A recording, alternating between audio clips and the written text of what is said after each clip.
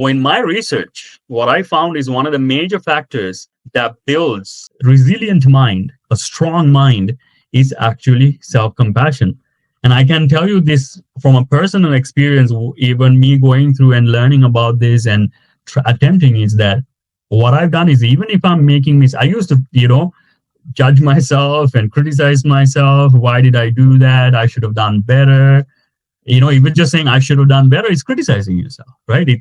We will talk about how does those things work, but one of the main things I started to do more and more is regardless of the mistakes I make in life, I was like, you know what, I'm doing my best, you know, or at least I'm trying, right? So that's one of the main things I encourage. I became, even if other people are not advocating or not encouraging you, I started to become a beacon of encouragement for myself. I became more encouraging of myself, how I do things, right?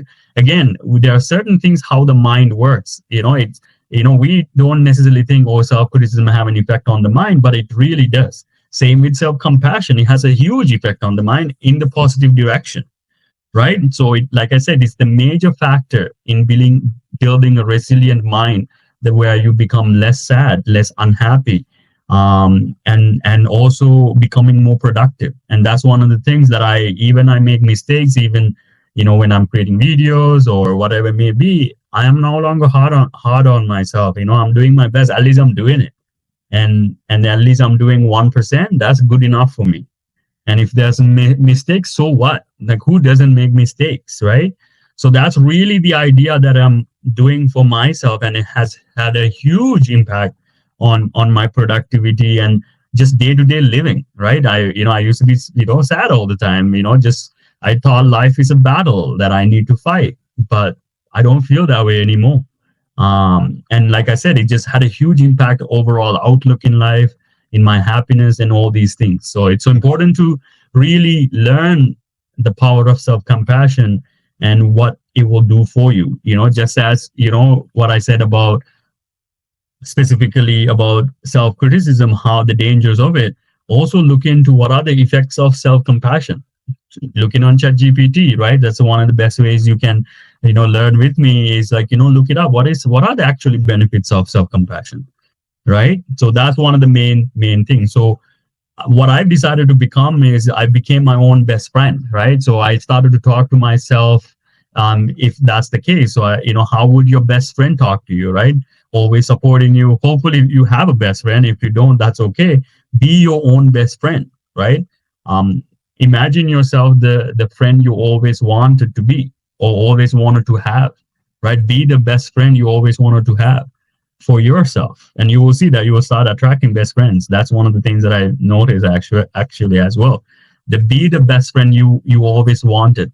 Be there for yourself. Don't judge yourself for making mistakes. Everybody make mistakes, and we all going and learning our own speed, right? So always remember that, and always remember that you're doing your best with what you know and what you got at this time, right? And what you did at that time was what you knew at that time and what you got at that time.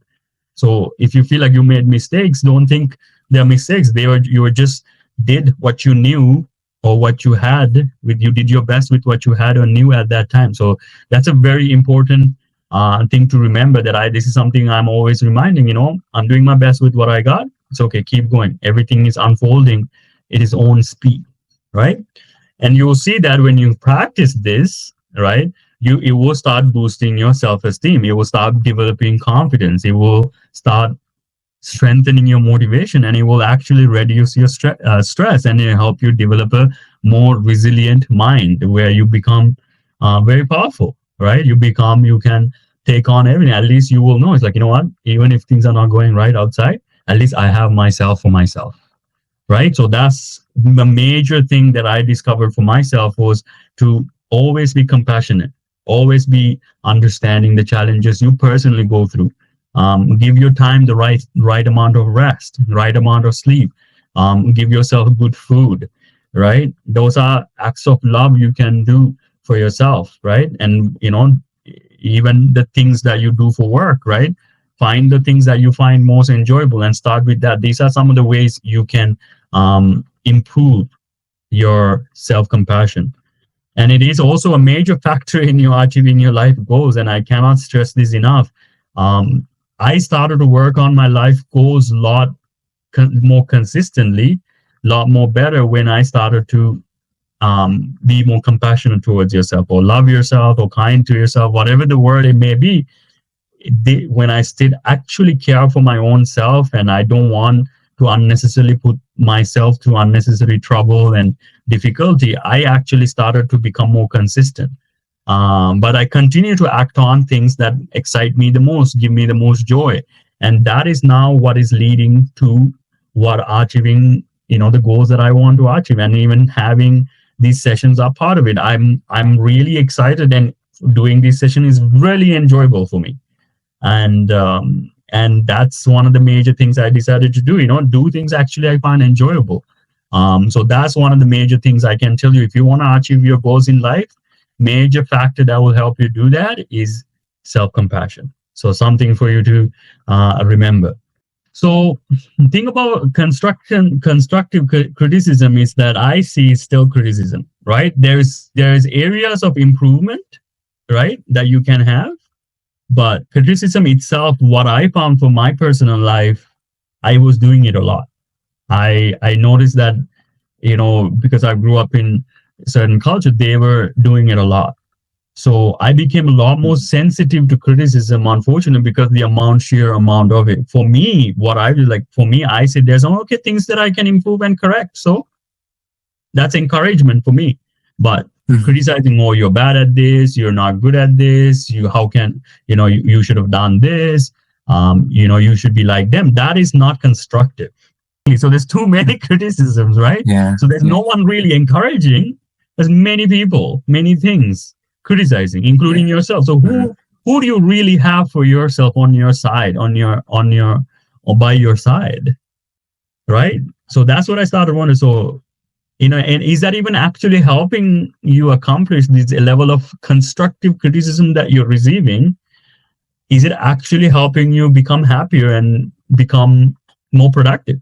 And if it's not, why are we using it? If it's not useful anymore, why are we using something that is no longer useful? We might have not known about it. That's a different story. But if we know that it's not helpful, why we are still using it? And what I see is many people simply don't know the effects of criticism. And that's what they think. It's just a means to an end, in terms of we think it is actually helping when it is not. Even a little bit of criticism, we've been hearing it a lot. I think most of our cultures, right, most of our lives that we have gone through that. So improving and coming out of that is we need a lot of self-compassion, more not even criticism. For me, that's why when I work with people, even if they cannot, complete tasks, it's like, so what? Some days are like that. That's okay. That's normal. But how about the next day? Can we not at least do a little bit and move on from there? I've been in that situation, and you can honestly have a conversation with them. Look, you're continually criticizing me, and it's not really helping my performance. In fact, research say it actually demotivates people and lowers their confidence and ability to produce. Do you want more production or less production? You want more productivity or less productivity? You want to help me achieve my goals, or help me make me fail at it? Which one do you prefer? And then show them, look, this is what the research says. In fact, we will talk about some of the research that is out there in our following slides. So you can actually show them the paper, right? The articles or the scientific research that's talked about. Many bosses don't know. They just do the same thing that boss did before them. Yeah. Right. So same with parents, right? So just, we can't blame parents, because their parents were more critical to them than they are to us. They like our parents to us. So even grandparents, right? Grandparents probably had parents that was more critical than us, than our grandparents to our parents, right? So it goes in generations. So we have to find a way. How do we stop this train that is no longer serving us? That's what I'm focusing on. Like, stop this train no longer serving us. Let's go in another direction that gives actually happiness and joy and confidence, and help us achieve our goals that we always want to.